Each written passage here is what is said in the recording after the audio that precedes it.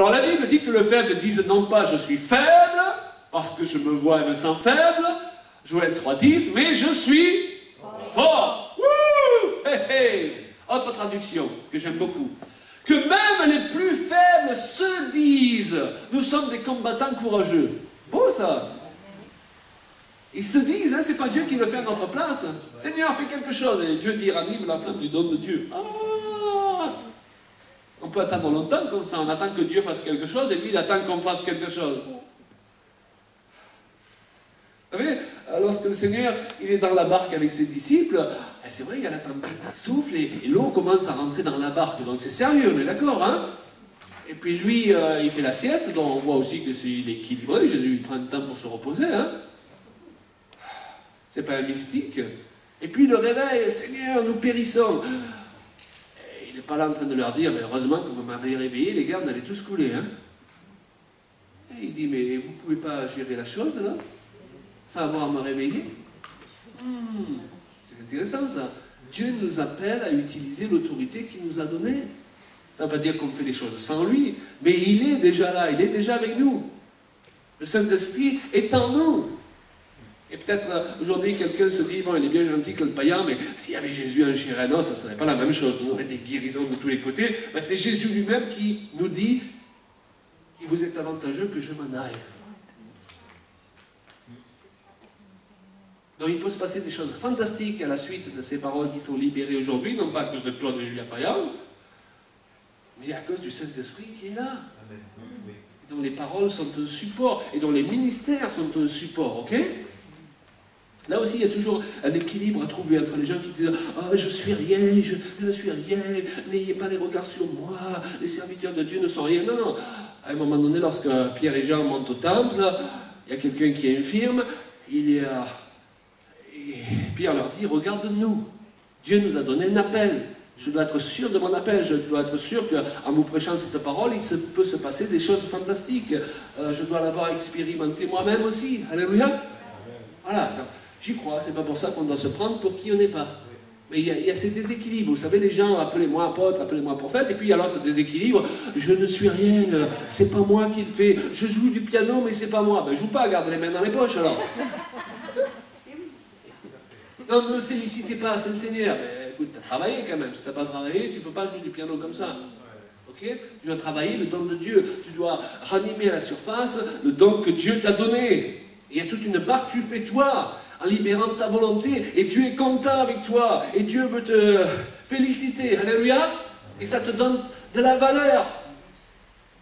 Alors, vous voyez, c'est pas toujours évident de trouver l'équilibre, mais la Bible nous enseigne l'équilibre dans toutes ces choses-là.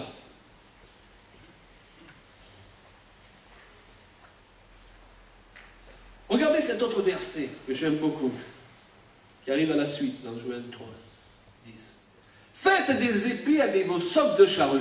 Fabriquez des lances avec vos faucilles.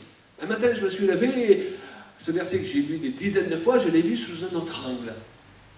Ça signifie en d'autres termes, avec des choses faibles de la vie de tous les jours, faites des armes spirituelles.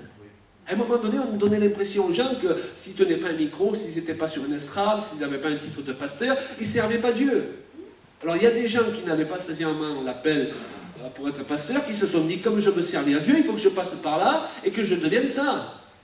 Alors que le rappel, c'était peut-être dans le monde des affaires, c'était peut-être dans le monde de la vie de tous les jours. Hein? Mais ce verset nous dit, faites des épées avec vos socs de charrue. En d'autres termes, avec des choses de la vie de tous les jours, fais des armes spirituelles et sers Dieu avec ce que tu as à ta disposition dans la vie de tous les jours. C'est glorieux de faire des ménages. Alléluia. Ne dis pas, ah, il faut que je fasse quelque chose de plus glorieux. La Bible dit, tout ce que tu fais, fais-le pour le Seigneur. C'est glorieux d'éplucher des pommes de terre. Amen. Sois le meilleur éplucheur de pommes de terre d'Agen. Amen. Les gens me disent parfois, ah, je suis sur mon lieu de travail, priez pour moi pour que je change vite de travail parce qu'ils racontent des histoires cochonnes toute la journée. Mais c'est là qu'il faut que tu sois. Sauf appel de Dieu, on ne va pas prier pour que Dieu te lève. Il faut bien que la lumière brille du sein des ténèbres. Pourquoi vouloir briller dans la lumière? Personne ne va te voir. Il y a des raisonnements des fois. On se demande d'où ça sort, vous savez. Parce qu'on s'enfermerait tous dans l'église pour être protégés du monde. puis quand on gratte un peu, on se rend compte que le péché est rentré dans l'église, il est sur l'estrade parfois, ok? N'ayez pas peur du monde, c'est au monde d'avoir peur de vous. Tu rentres dans un bar, tu as le droit, tu n'es pas obligé de boire 10 bières, hein? Ok? Tu peux changer l'ambiance simplement en rentrant si tu sais qui tu es. Si tu ne sais pas qui tu es, il y aura toujours quelqu'un pour le savoir à ta place et pour t'amener dans une galère à laquelle tu ne vas pas pouvoir dire non. Les choses les plus importantes à apprendre, un des mots les plus importants à apprendre dans la vie chrétienne et quand on veut servir Dieu, c'est non.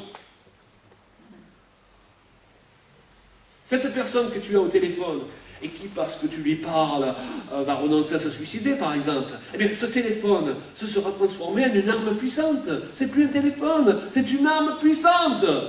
Faites des épées avec vos sortes de charrues. Ce copain de ton fils que tu reçois chez toi pour le goûter, et dont les parents sont alcooliques ou se disputent tout le temps, chez toi, c'est plus une maison, c'est un refuge de Dieu. Ton gâteau, ton chocolat chaud même, devient une arme puissante de Dieu pour lui manifester l'affection et l'amour de Dieu. Arrêtons de tout spiritualiser. Il faut que je sois sur une estrade, il faut que j'impose les mains. Ah, écoute, avec ce que Dieu t'a donné dans la vie de tous les jours, sois un guerrier puissant. Parfois, on ne réalise pas que certaines choses que nous faisons sont de véritables combats spirituels pour arracher les âmes à l'enfer et à la souffrance. Même si on ne se voit pas physiquement sur un champ de bataille. On ne réalise pas que certains supports sont de véritables armes au service de Dieu pour vaincre l'adversité. Et dans le monde spirituel, c'est le cas. Donc ne regardez pas les pasteurs ou les ministères itinérants en disant « Ouais, lui, il sert Dieu. Et moi, Non, non. Ouh. Certaines églises ont été remplies par la poissonnière du coin. Hein. On sait tous qu'en tant que pasteur, il y a certaines personnes, heureusement qu'on les a. Parce qu'elles assument qui elles sont en plein milieu de ce monde. Cette voiture que tu utilises régulièrement pour aider à aller chercher des gens, pour les amener à écouter l'évangile ou autre, c'est plus une voiture, c'est un char. Tu dois en prendre soin. Amen. Alors c'est peut-être une voiture qui n'est pas en très bon état, et amène-la à se faire laver. Nettoie-la, et tu t'en donneras une neuve. Ne dis pas c'est une casserole. Non, non, c'est quelque chose de glorieux qui aide à sauver les âmes. Alléluia. Il faut que tu aies un autre regard là-dessus. Ce livre que tu donnes, c'est une bombe qui va faire exploser les forteresses de fausses mentalités. Internet que tu utilises pour communiquer, c'est des milliers de flèches à ton service pour toucher les nations. La guitare, c'est plus une guitare, c'est une mitraillette. La Bible dit que les puissants de la ténèbre sont liés par la louange. Ne dites pas parce que je ne suis pas sur une estrade ou ne sais pas prêcher en public, je suis un mini-guerrier. Non, il n'y a pas de mini-guerrier. Simplement des gens qui ont des appels différents. Et comme il fut dit à une servante de Dieu lors d'une vision, l'armée qui se lève, et je la cite, c'est une armée d'hommes et de femmes, de garçons et de filles. Ils ont été oints pour prêcher le vrai évangile, pour imposer les mains aux malades et appeler les pécheurs à la repentance. C'est une armée d'hommes du monde du travail, de femmes au foyer, de célibataires, d'enfants qui vont encore à l'école. Elle est composée de gens de tous les jours. Demande au Seigneur comment tu peux utiliser pour son royaume, pour le combat spirituel, les choses simples qui sont dans ta vie de tous les jours. Sois un guerrier puissant dans ton contexte à toi, sans te comparer à quelqu'un d'autre.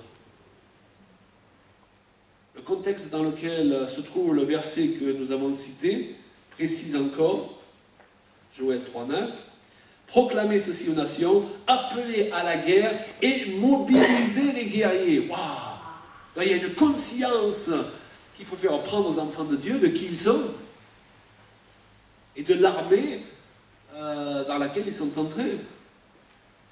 Et le verset dit encore, oui, que tous les soldats partent en guerre et montent au combat. Ouais. Selon les traductions, le mot guerrier est traduit dans l'Écriture par le mot héros. Donc réveiller les héros qui s'approchent, qui montent, tous les hommes de guerre. Dieu dit à Gédéon, le Seigneur est avec toi, vaillant héros. Donc à cause de Christ en lui, le chrétien a une vocation de guerrier et de héros. C'est-à-dire des guerriers qui font des exploits.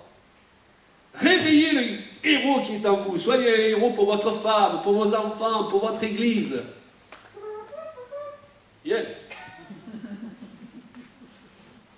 Est-ce que vous vous levez le matin dans votre pyjama rayé, peut-être? Vous pouvez confesser, ceci n'est pas un pyjama, c'est une armure. Cette brosse à dents est une épée. On dirait vraiment pas dans la chair, mais... Et je vais partir au travail sur mon chat. À ce soir, ma reine.